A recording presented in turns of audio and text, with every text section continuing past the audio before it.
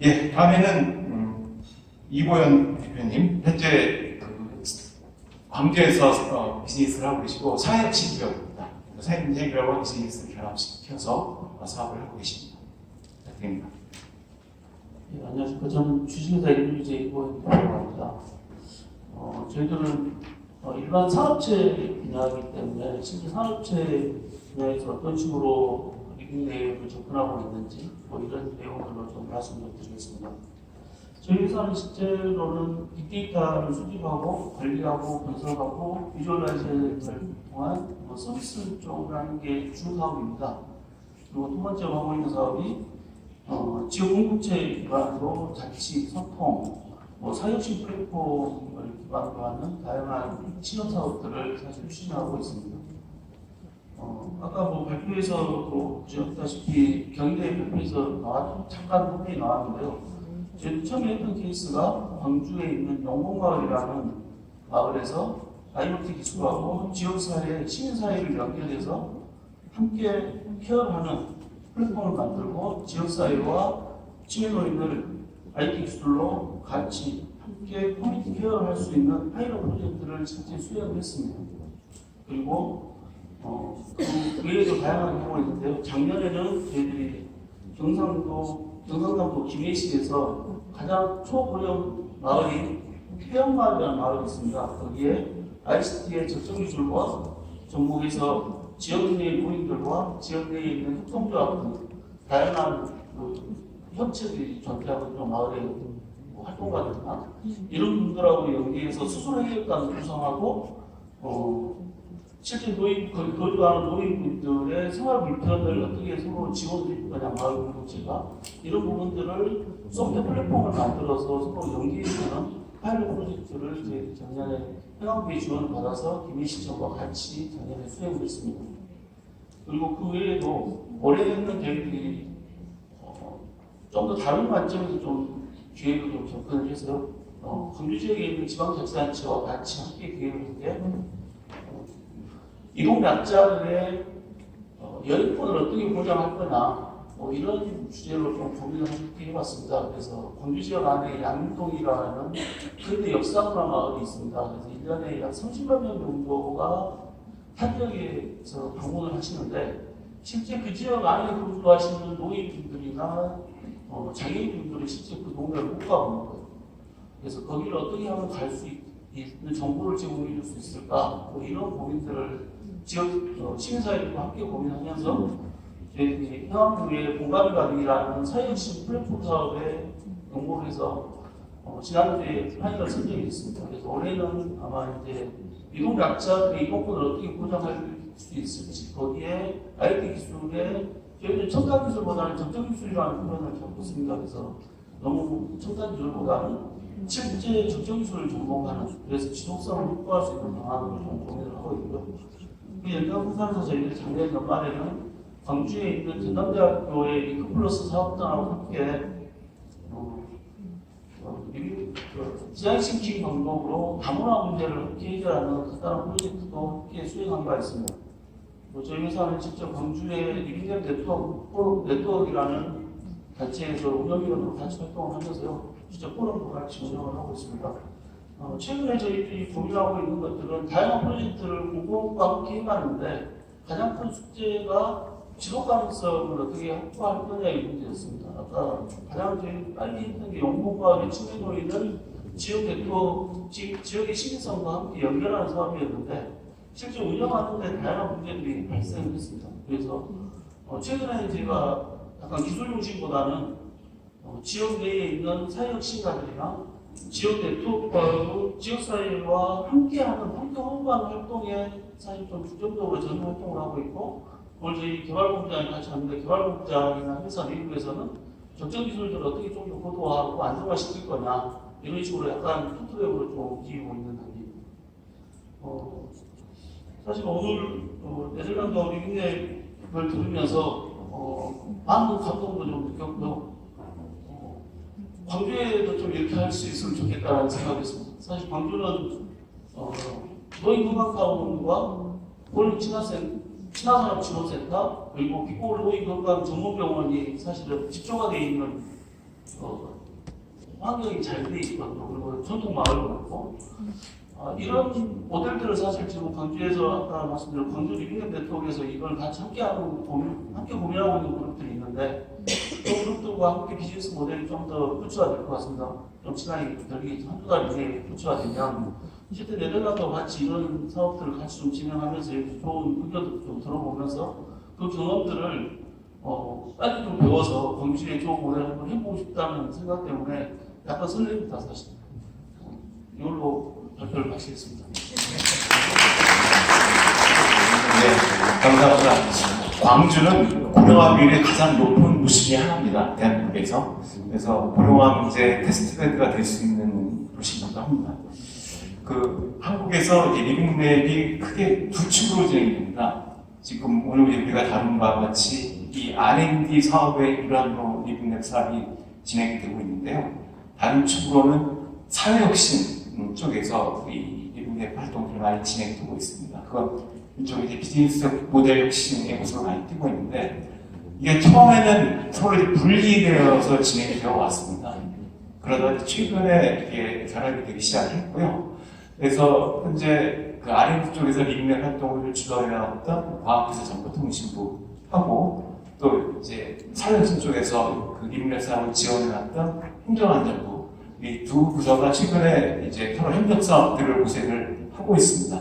그래서 좀 전에 말씀하신 사례에서도 그런 것들이 일부 결합된 것이죠.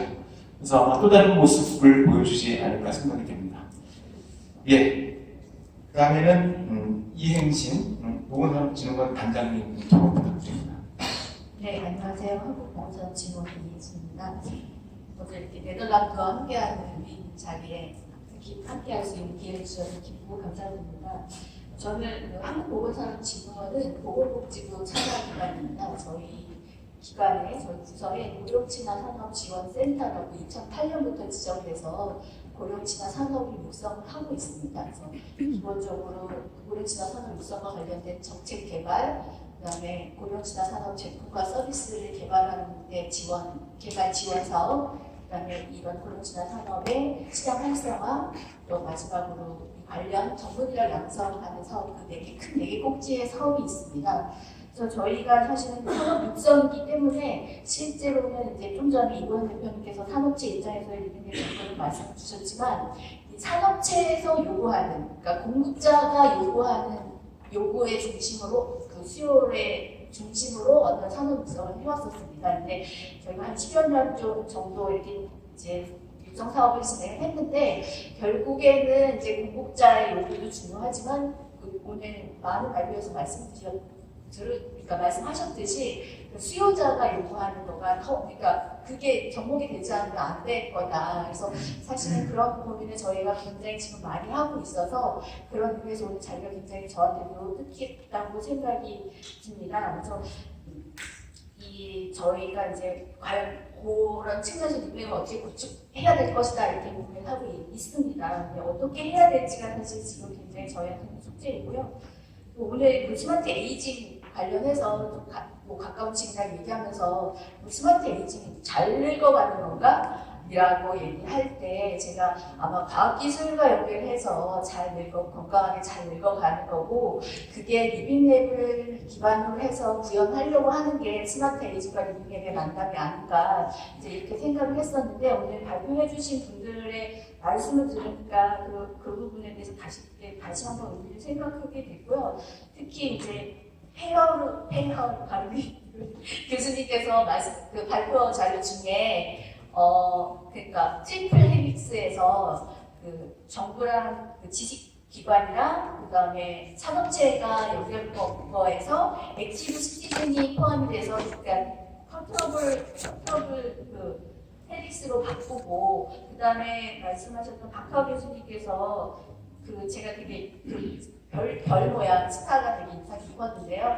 그 기관 산업계 정부 거기에 교육과 연구가 포함이 되고 가운데 중심에 이제 노인이 있는 그런 의미에서 이제 결국에는 우리나라에서도 지금 현재 우리나라가 작년에 2017년에 고령사회가 되고 지금 초고령사회로 빠르게 가고 있는 우리나라에서도 그 스마트 에이징은 실제로 이제 어르신 그 사람 중심의 에이징이 되고 결국에는 생활하는 공간에서 이제 삶을 스마트하게 삶을 연기할 수 있는 이제 환경을 구축해야 되고 거기에 리빙앱이 어떤 역할을 해야 된다 이렇게 또 계속 생각을 하게 됐습니다. 근데 실제로 우리나라가 노인 실태 조사를 보면 우리 어르신들께서 한 57% 이상은 내가 몸이 아파도 집에서 서비스를 받으면서 집에서 거주하고 싶다라고 얘기하고 80% 이상의 노인은 그냥 다 어디 시설에 안 가고 집에서 살고 싶다라고 우리나라 노인분들은 말씀을 하고 계십니다. 그래서 결국은 집에 계신 노인분들한테 접근할 수 있어야 되는데 그럴 때 리빙앱 구축 방법이 무엇인가 이제 그게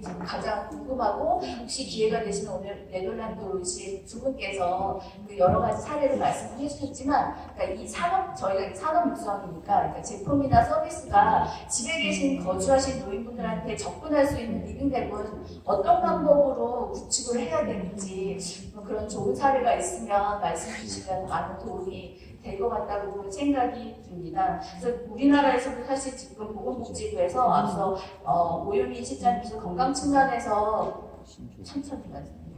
건강 측면에서 말씀하셨지만 건강 관련된 정부 정책 사업을 말씀하셨지만 지금 올해 보건복지부에서 그러니까 커뮤니티 케어 지역 중심 통합 건강 돌봄 사업 커뮤니티 케어에 대한 것과 돌봄 경제와 관련된 정책을 이제 추진하기 시작을 했습니다. 그러면서 거기 안에 보조기기, 돌봄 기술 이런 부분에 대한 산업 육성을 더 적극적으로 추진해 나가겠다라고 포함이 되어 있기 때문에 모든 지금 현재 방향이 정부 정책 방향과 함께 그러니까 정부 정책 방향이 모두 지금 이제 커뮤니티를 중심으로 해서 거기에 돌봄 기술이랑 돌봄 산업이 그러니까 적합이 돼야지 되는 방향으로 가고 있기 때문에 이제 저희가 그런 숙제를 지금 많이 안고 있습니다. 그래서 그런 부분이 노력을 해야지 되고 저희 보건산업진흥원의 고령친화산업지원센터에서 그런 역할을 해야지 되고 결국에는 그 스타 박허 교수님이 그려주신 스타에서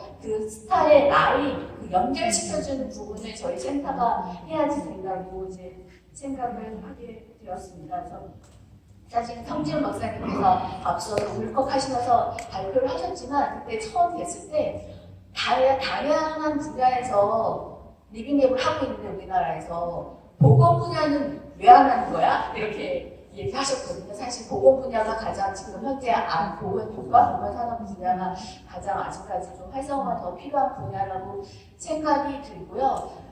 여전히 사실은 이제 리빙앱에 관련해서 자료를 보고 하지만 여전히 만약에 지역사회에 있는 노인한테 접근하는 리빙앱이 저 보건 사이트에서 얘기하는 코호트인가? 이런 생각이 들 때가 좀 있었거든요. 코호트를 구축하는 것과 유사한 게 아닐까? 이런 생각을 좀 했습니다. 그래서 그런 의문을 혹시 같이 네덜란드에서 오신 우리 박사님들께서 교수님들께서 좀 같이 함께 의견을 주시면 많은 도움이 될 것 같고요. 그래서 앞으로도 저희 고령산업지원센터에서 그 수요자 중심, 사람 중심의 어떤 제품이나 서비스 기술이 개발되는데 많은 역할을 할 수 있도록 최선을 다하겠습니다. 네, 토론을 마치겠습니다.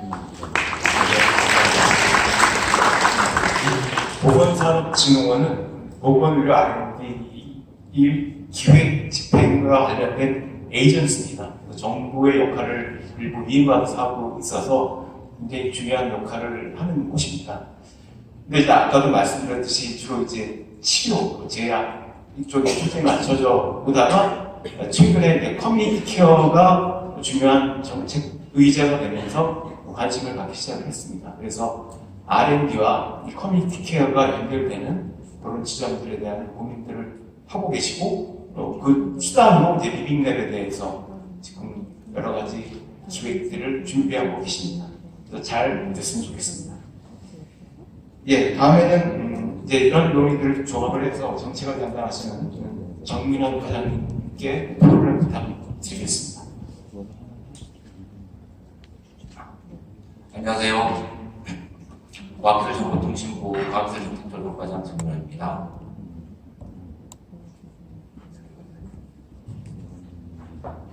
먼저 이 자리에 초대해 주셔서 감사드리고요.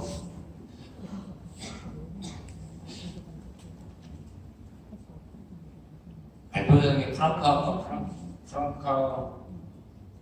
바카 발표자께서 말씀하셨던 것 중에 저는 또 감동 깊게 좀 들었던 내용이 있습니다.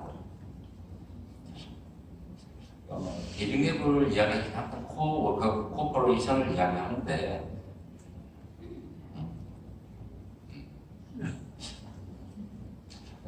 협력이라고 하는 것은 알미라고 하는 말이 굉장히 저는 깊게 와닿았어요.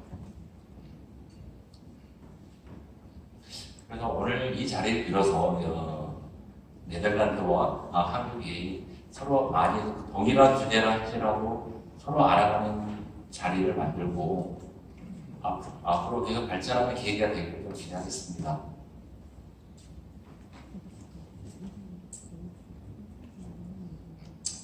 그리고 본론적으로 좀 이야기하면 정책적인 베이스가 몇 가지 좀 저희가 준비한 몇 가지를 말씀드리도록 하겠습니다. 리빙랩과 관련해서는 제가 이 업무를 맡게 된 지는 3개월 정도 지났습니다. 근데 제가 이 업무를 하면서 느꼈던 것들은 리빙랩이라고 하는 것들은 굉장히 다양한 방식을 가지고 있다는 것이 굉장히 특징이었었습니다.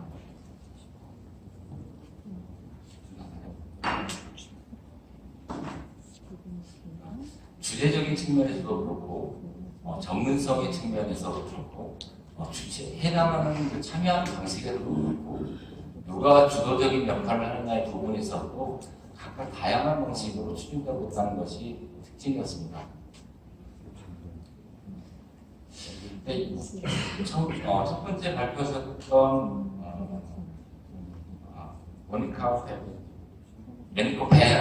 모니카 페르께서 말씀하셨던 것처럼 작게 시작하고 실패에 대한 것들이 요인이 필요한 부분은 충분히 공감이 가는 주제입니다.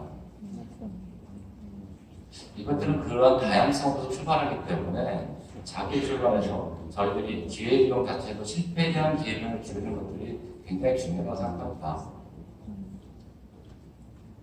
또한 이러한 기회비용 자체를 줄이기 위해서는 저희 정보에 대한 공유 또한 굉장히 중요하다고 생각합니다.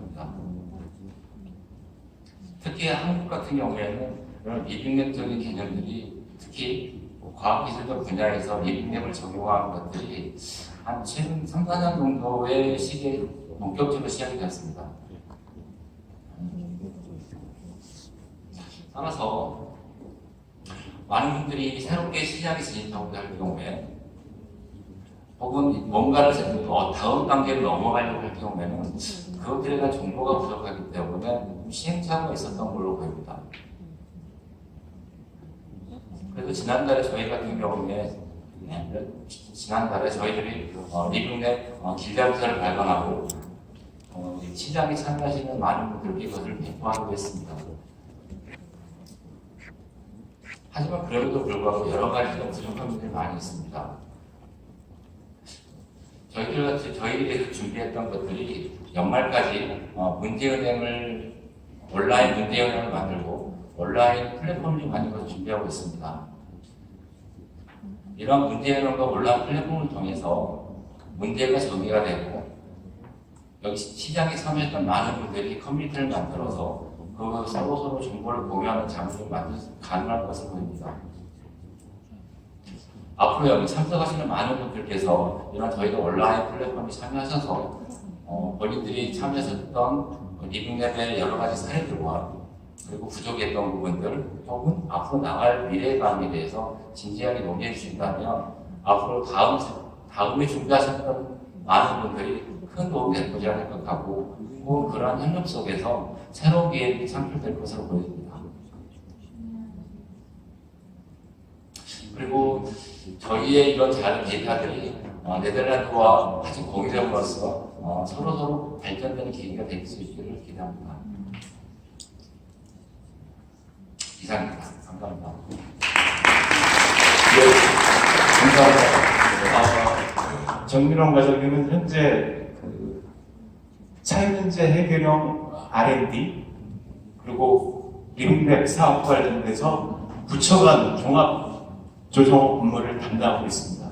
그래서 리빙랩과 관련된 여러 가지 활동들을 매뉴얼을 만들고 또 관련된 것들을 다른 부처에 확산시키는 역할들을 담당하고 있어서 굉장히 중요한 일을 담당하고 계십니다. 그래서 몇 가지 점들을 지적을 해주셨는데요. 아까 나인토벤의 브레인 루트와 관련된 그런 플랫폼들에 대해서 정부 측에서도 지금 고민들을 하고 있습니다. 그래서 그게 중앙정부 차원에서도 이제 얘기들이 되고 있지만은 지방정부 차원에서 지역혁신협의회 그 형태로 이런 플랫폼들이 현재 구축이 되고 있습니다. 그래서 그거는 아까 말씀드린 바와 같이 행정안전부를 중심으로 지역에서 만들어지고 있는데 아마 현재 그 과학기술부에서 하고 있는 그런 플랫폼 구축 작업과 또 행정안전부에서 이루어지고 있는 활동들이 이제 곧 결합이 되는 그런 모습들을 보여줄 것 같습니다. 좀 더 진전된 모습이 나오지 않을까 생각합니다.